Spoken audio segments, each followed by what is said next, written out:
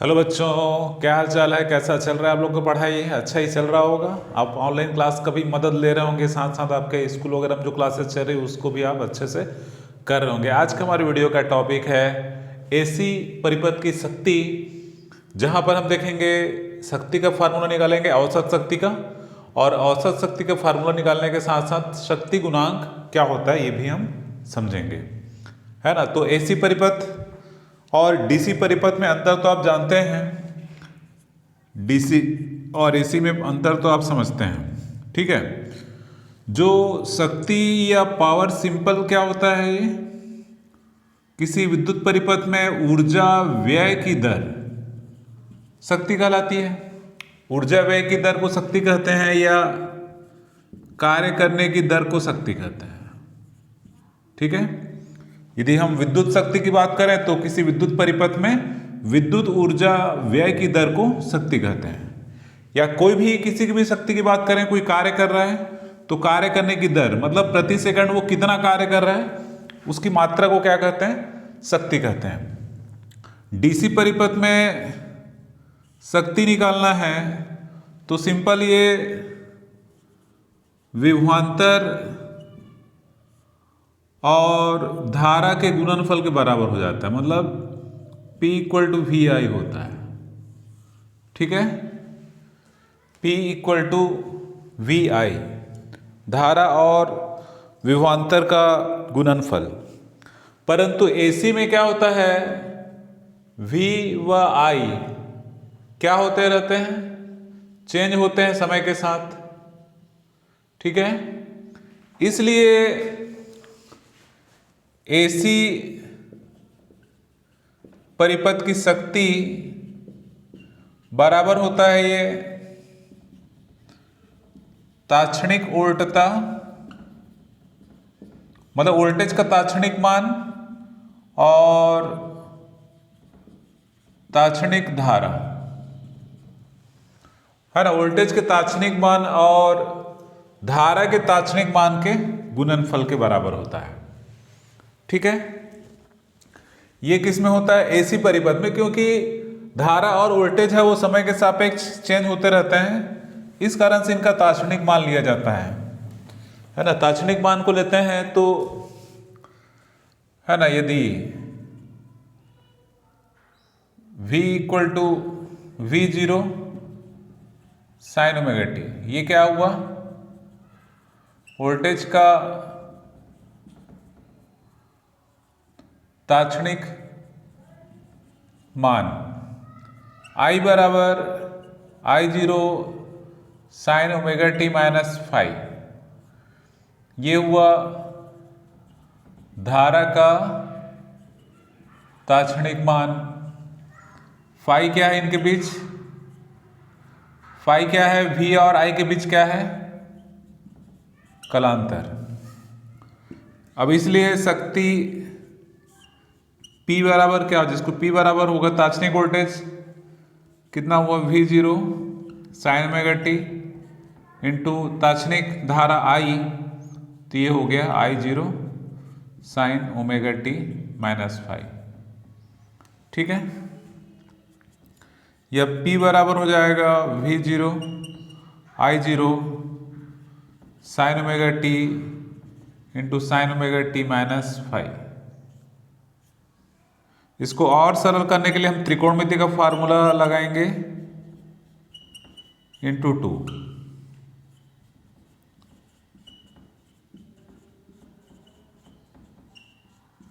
ठीक है। ये क्या किया यहाँ पर? ऊपर नीचे दो का गुना कर दो, ऊपर में दो का गुना, नीचे में दो गुना। ऊपर नीचे दो का गुना है, दोनों कट जाएगा तो उतना का उतना ही रहेगा जितना वो पहले था, तो बाद में भी उतना ही रहेगा। अब इसमें एक फार्मूला लगाएंगे त्रिकोणमिति का। फार्मूला क्या होता है ना, त्रिकोणमिति का फार्मूला टू साइन ए, ये वाला यहाँ two sine A sine B, two sine A sine B बराबर होता है cos A minus B minus cos A plus B, ये formula 2 sine A sine B बराबर cos A minus B minus cos A plus B, ये है 2 sine ए का value कितना है यहाँ पर ओमेगा टी, और यहाँ पर बी का वैल्यू कितना ओमेगा टी माइनस 5, तो इसको लगाना है आपको। इसलिए P बराबर हो जाएगा 1/2 V0 I0, तो जैसा है वैसा ही रहेगा ही, यहाँ से आते के सेम रहेगा। अब इसके बदले हमको इसको रखना है, तो ये कॉस ए के बदले omega T minus omega T plus 5 हो जाएगा। ठीक है, ए के बदले ओमेगा टी रखना है आपको, बी के बदले ओमेगा टी माइनस 5, तो ये माइनस मल्टीप्लाई होगा तो प्लस। ठीक है, फिर माइनस है cos omega T plus omega T minus 5 हो जाएगा। ठीक है, इसको और सरल कर लीजिए, 1/2 V0 I0, ये हो जाएगा, यहाँ पर ये दोनों कैंसिल हो जाएगा, क्या बचेगा cos 5 minus cos 2 omega T minus 5। ठीक है, अंदर में 2 टर्म है कोष्टक के अंदर, है ना, एक ये समय पर डिपेंड नहीं कर रहा है, ये समय पर डिपेंड कर रहा है। ठीक है, तो एक पूर्ण चक्र के लिए cos 2 ओमेगा टी माइनस 5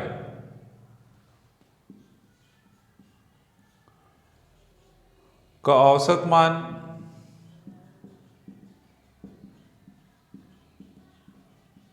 शून्य होता है ना। एक पूर्ण चक्र के लिए cos 2 ओमेगा टी माइनस 5 का औसत मान क्या होता है, शून्य। तो ये टर्म तो जीरो हो गया, मतलब cos 2 ओमेगा टी माइनस 5 इसका वैल्यू हो जाएगा 0। तो यहां से क्या बचेगा P, अब इसको हम औसत लिखेंगे एवरेज, P एवरेज को क्या बचेगा 1/2 V0 I0 cos 5, ये टर्म तो नहीं रहा, ये टर्म क्या हो गया है 0 हो गया है। इसको थोड़ा सा और क्या लिख सकते हैं, 1/2 को, है ना, ध्यान रखना है यहाँ पर इसको कैसे लिख रहे हैं, ध्यान से देखना, V0 अपान √2 इंटू I0 अपान √2 cos 5, है ना, ये √2 और √2 को गुना होगा 2 आएगा, मतलब है उतना ही, मतलब 2 को हम √2 लिख सकते हैं। और इसको हम पहले निकाले हुए हैं, इसका वैल्यू क्या होगा VRMS, और ये क्या होगा IRMS और cos 5। तो ये आ जाता है हमारे पास औसत शक्ति का फार्मूला, है ना। औसत शक्ति का फार्मूला, जो ऐसी परिपथ की औसत शक्ति का फार्मूला यहां पर इस प्रकार आता है कि P average equal to VRMS into IRMS into cos 5, है ना। ये VRMS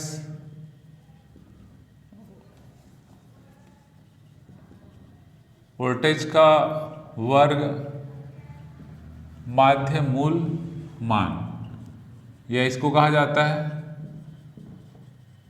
आभासी वोल्टेज। IRMS क्या होगा, धारा का वर्ग माध्य मूल मान, या इसको कहते हैं आभासी धारा। ठीक है,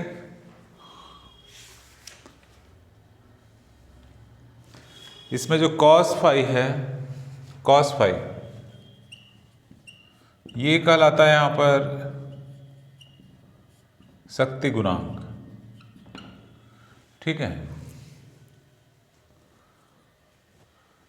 इसको कैसे लिखा जा सकता है, और PAV बराबर, ये यहां से यहां तक को क्या लिख सकते हैं PRMS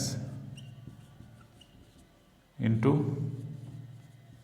cos 5, मतलब क्या शब्दों में लिख सकते हैं यहाँ पर, औसत शक्ति बराबर ये क्या कहलाएगा आभासी शक्ति। इंटू क्या हो जाएगा, शक्ति गुणांक। ठीक है, तो इस प्रकार किसी एसी परिपथ के औसत शक्ति का फार्मूला इस प्रकार बिल्कुल सिंपल तरीके से निकाल सकते हैं या निकाला जा सकता है। अब हमारे पास क्या होता है, विभिन्न प्रकार के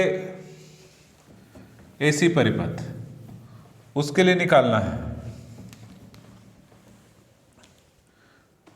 है ना। जैसे केस फर्स्ट, जब एसी परिपथ में केवल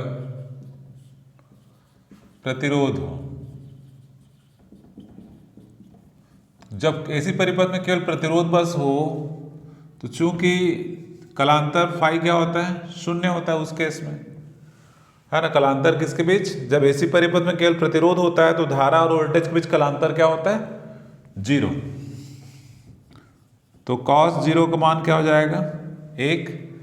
इसलिए यहाँ पर औसत शक्ति बराबर Vrms इंटू Irms इंटू क्या हो जाएगा, 1। Vrms बराबर क्या रख सकते हैं, Irms into R,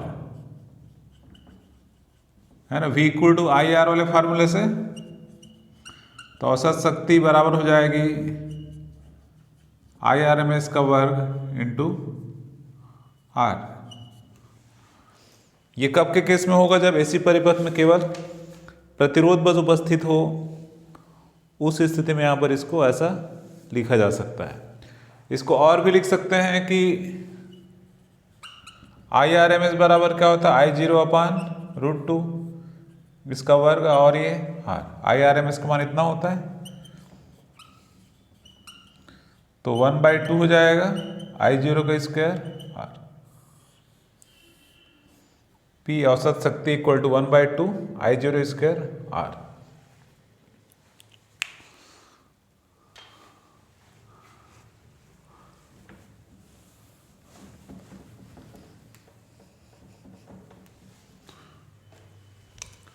case second, जब एसी परिपथ में केवल संधारित्र हो,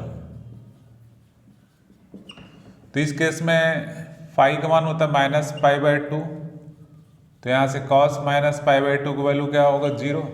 तो यहाँ से औसत शक्ति बराबर Vrms इंटू Irms इंटू 0, तो औसत शक्ति क्या होगी, 0। केस थर्ड ले सकते हो, जब केवल प्रेरकत्व हो, जब केवल प्रेरकत्व हो तो उस केस में फाई बराबर होता है π/2, तो यहाँ भी जब निकालेंगे cos फाई, ये भी कितना हो जाएगा, 0। इसमें भी औसत शक्ति क्या होगी, 0 होगी, औसत शक्ति 0।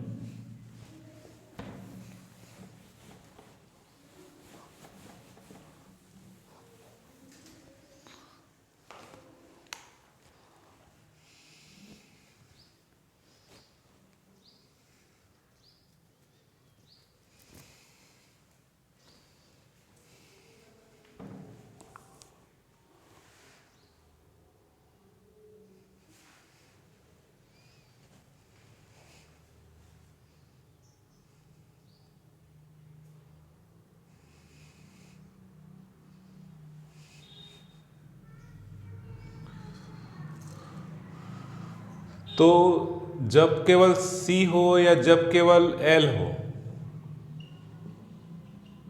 केवल C या केवल L में औसत शक्ति क्या आ रहा है, 0। तो उस समय जो धारा बहती है उसको कहा जाता है वाटहीन धारा। मतलब शक्ति में व्यय या शक्ति व्यय क्या हो जाता है, 0 हो जाता है, वाटलेस करंट कहते हैं इसको। तो इसकी परिभाषा यहाँ पर, या वाटहीन धारा की परिभाषा क्या देते हैं, जब एसी परिपथ में केवल शुद्ध संधारित्र हो या केवल शुद्ध प्रेरकत्व हो तो उस परिपथ में धारा तो बहती है, पर प्रत्येक चक्र में औसत शक्ति का मान क्या होता है? शून्य होता है। तो शक्ति का मान शून्य होने के कारण से धारा को क्या कहते हैं? वाटहीन धारा कहते हैं। तो वाटहीन धारा किस परिपथ में बहती है? जब एसी परिपथ में केवल शुद्ध संधारित्र हो या केवल शुद्ध प्रेरकत्व हो, तब की स्थिति में, ये आपको याद रखना है। मतलब उस परिपथ में धारा का व्यय नहीं होगा या ऊर्जा की हानि वहां पर नहीं होगी। ठीक है।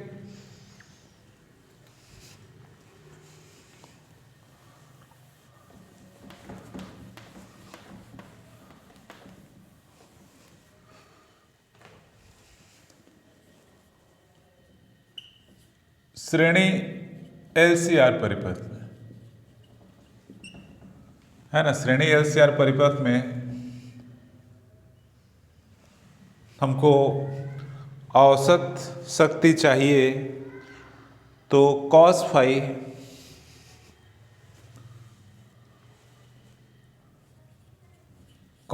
बराबर, मतलब ये ऐसे होगा,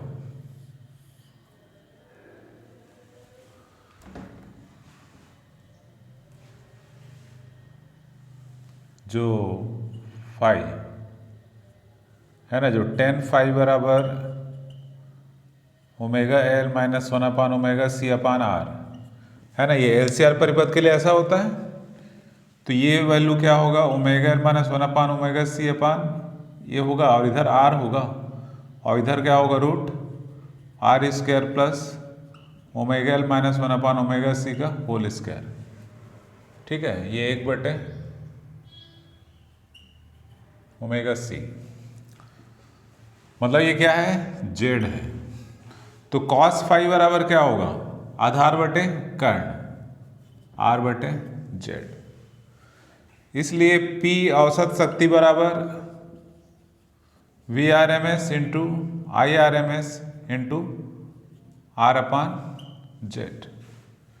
कॉस फाई के बदले R upon Z. V R M S बराबर क्या होगा? I R M S into Z.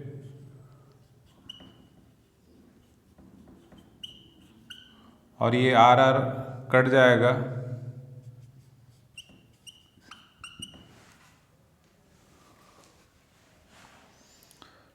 P औसत शक्ति बराबर I R M S square और ये आर। ठीक है।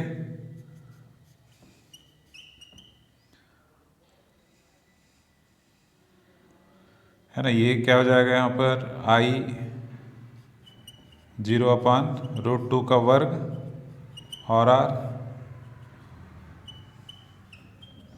तो 1/2 आई 0 स्क्वायर आर। ये श्रेणी एलसीआर।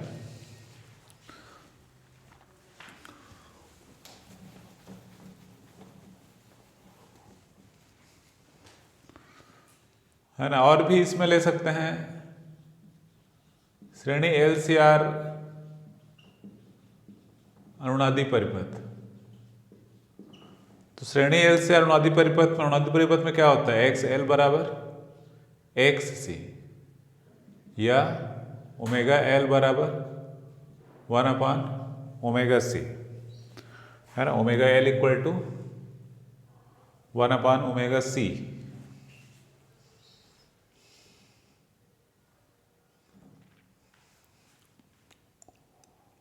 ठीक है।